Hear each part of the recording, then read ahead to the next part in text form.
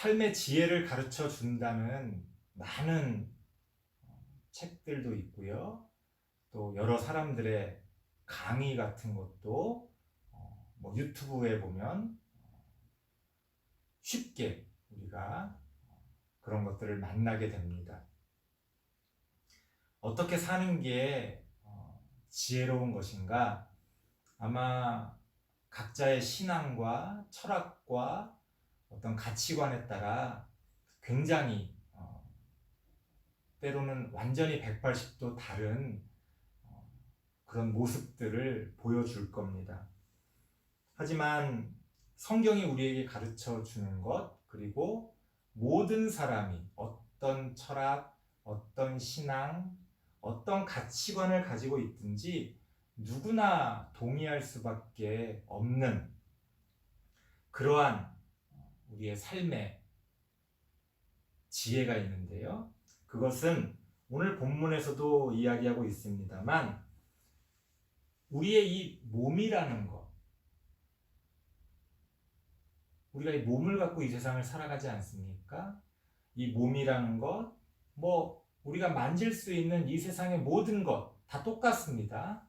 하지만 개인을 기준으로 했을 때 나의 이 몸이라는 것은 들에 피어있는 풀과 같기 때문에 그 풀이라는 건 겨울이 되면 마르고 또 어느 순간 사라져버리는 그러한 존재 아닙니까? 언젠가는 썩어서 없어질 수밖에 없는 존재라는 거예요. 그거는 누구나 부인할 수가 없는 거지. 그리고 우리가 이 몸을 통해서 이루는 많은 어떤 놀라운 일들이 있습니다. 인간이 이룩한 이 문명들, 또 아주 훌륭한 위인들이 이룩한 어떤 고귀한 일들.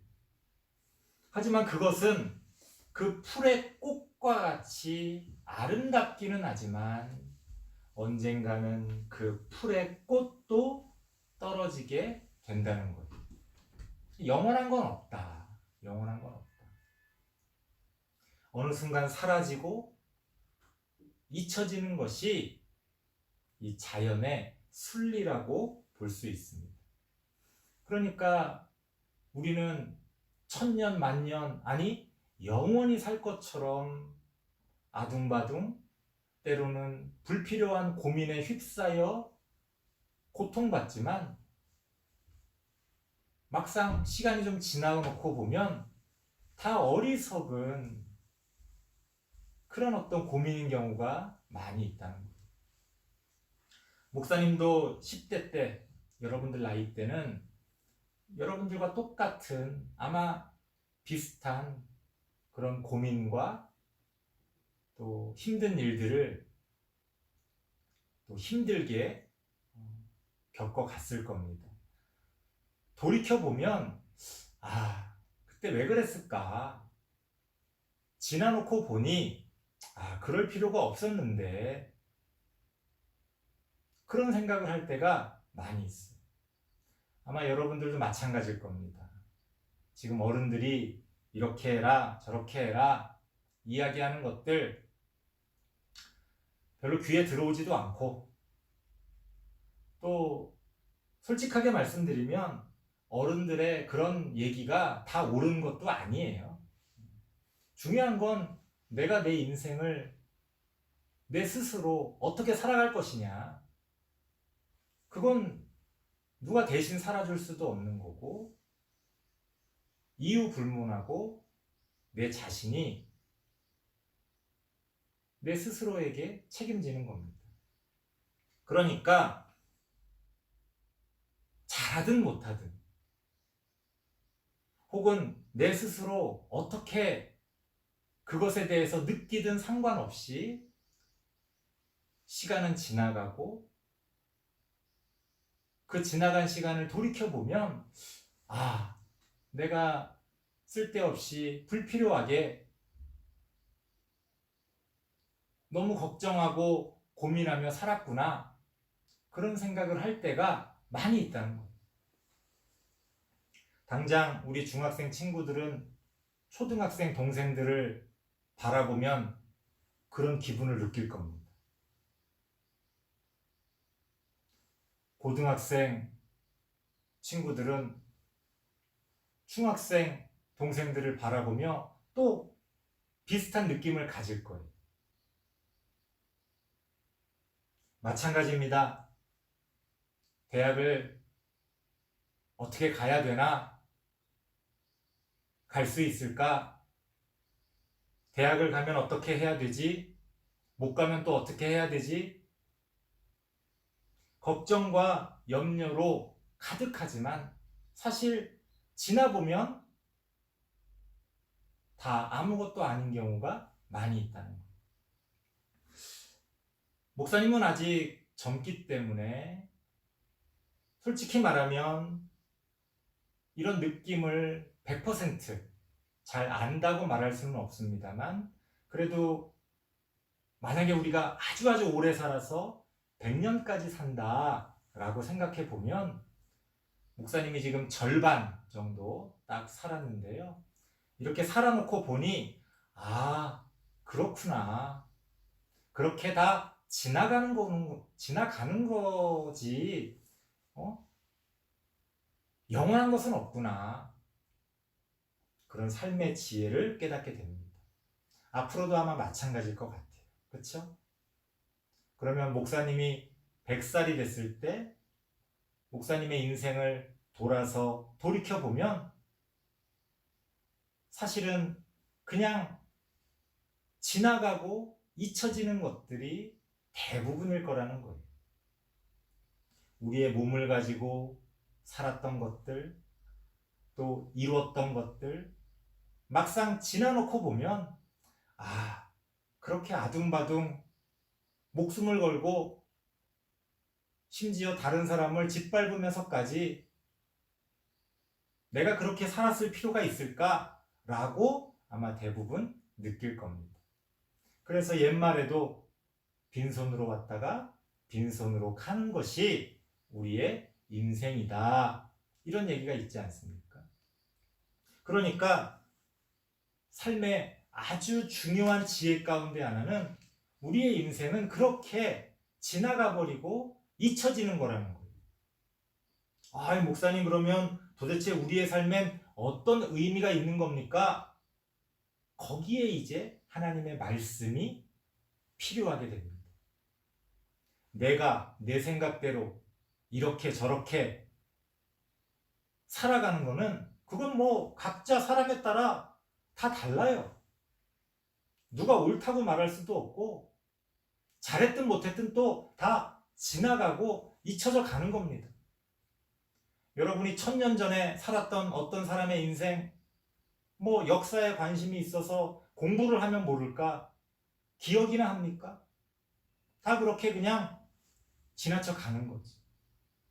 하지만 그런 우리의 삶에도 어떤 의미가 있는데 그것은 하나님의 말씀을 통해 우리가 살아가는 그 삶의 열매들, 거기에는 의미가 있다는 거예요.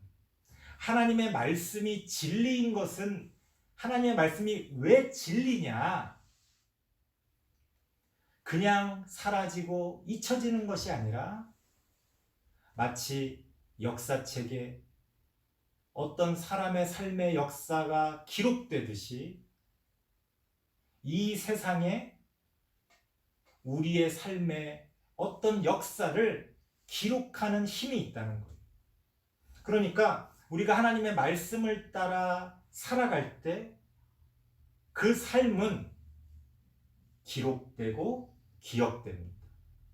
누구에게요? 하나님에게 기억되고 기록된다는 거예요. 그러면 의미가 있죠. 의미가 있죠. 그렇게 하나님의 말씀은 우리의 삶을 의미 있게 만들어줍니다. 내가 아무리 성공하고 아무리 남들이 부러워하는 인생을 살지라도 나이 먹으면 늙고 언젠가는 죽게 되는 게 그냥 허무한 우리 인생이에요. 그러면 도대체 내 삶엔 어떤 의미가 있는 걸까? 죽음 이후에는 또 어떤 의미가 남는 걸까? 라고 했을 때 하나님의 말씀이 우리에게 그런 의미를 부여해 줍니다. 왜 사는 것인지, 어떻게 살아야 하는 것인지, 그 삶은 결국 어떤 열매를 맺고 그 끝은 어떻게 될 것인지, 그렇게 하나님의 말씀은 우리의 삶에 의미를 부여하고 우리의 삶을 귀한 것으로 만들어줍니다. 그래서 하나님을 믿는 사람들은 하나님의 귀한 자녀가 되는 거예요. 그 자체의 신분이 높아져서 나는 남들보다 잘났어, 그런 의미의 귀함이 아니라 허무한 인생이 의미 있는 인생으로 바뀌기 때문에, 그저 덧없이 사라질 수밖에 없는 우리의 삶이 어떤 영원성을 부여받기 때문에 하나님의 말씀은 우리에게 진리가 되고 우리는 하나님의 귀한 자녀가 되어지는 겁니다. 설교를 마치겠습니다. 우리 친구들이 아직은 잘 깨닫지 못하겠지만 그럼에도 불구하고 하나님을 믿는다는 것, 하나님의 말씀을 배운다는 것, 그것의 의미를 우리 친구들이 잊지 않길 바랍니다. 세상을 살아가다 보면 하나님을 잊고 정신없이 살아갈 수도 있을 거예요. 하지만 한 가닥 하나님의 옷자락이라도 붙들고 살아갈 수 있길 바랍니다. 그러면 나중에 그 하나님의 옷자락 하나가 여러분의 인생을 허무의 바다에서 구원해 줄 수 있다는 거예요. 그런 면에서 목사님은 여러분들이 매주일 드리는 이 예배를 목사님은 아주 중요하게 생각합니다. 우리 친구들도 어쨌든 저쨌든 내가 믿음이 있든 없든 하나님이 이곳까지 우리를 인도해 주셨기 때문에 여러분들이 절대 앞으로 더 나이를 먹고 더 성장해서 더 정신없이 살아가는 날이 올지라도 이렇게 일주일에 한 번만이라도 하나님의 옷자락을 붙들고 살 수 있는 그런 믿음이 있기를 바랍니다. 사실 여러분들이 나이 먹어서 나 교회 안 나갈 거야 라고 말하면 누가 그거를 말릴 수 있겠어요? 다 컸는데. 하지만 우리 친구들이 나중에라도 끝까지 그 하나님의 옷자락을 붙들고 함께 예배드리는 것을 그래도 여러분의 삶의 원칙으로 삼고 귀하게 여길 줄 아는 그런 친구들이 되기를 바랍니다. 오늘도 하나님께서 영원한 말씀으로 우리를 인도해 주십니다. 우리 친구들이 그 영원한 말씀을 따라 살아갈 수 있게 되기를 바랍니다. 기도하겠습니다. 하나님 감사합니다. 그냥 살아가는 것 같지만 바다에는 바닷길이 있고 하늘에는 하늘길이 있는 것처럼 우리의 삶도 결국은 어떤 길을 따라 흘러가고 있음을 깨닫게 됩니다. 과연 우리가 어떤 길을 따라 살아가야 할지 하나님의 말씀을 통해서 지혜를 배우게 하시고 진리의 말씀을 깨닫게 하셔서 우리의 삶이 의미 있고 또 귀한 열매 맺어가는 그런 삶이 되어질 수 있도록 함께하여 주시옵소서. 예수님의 이름으로 기도드리옵나이다. 아멘.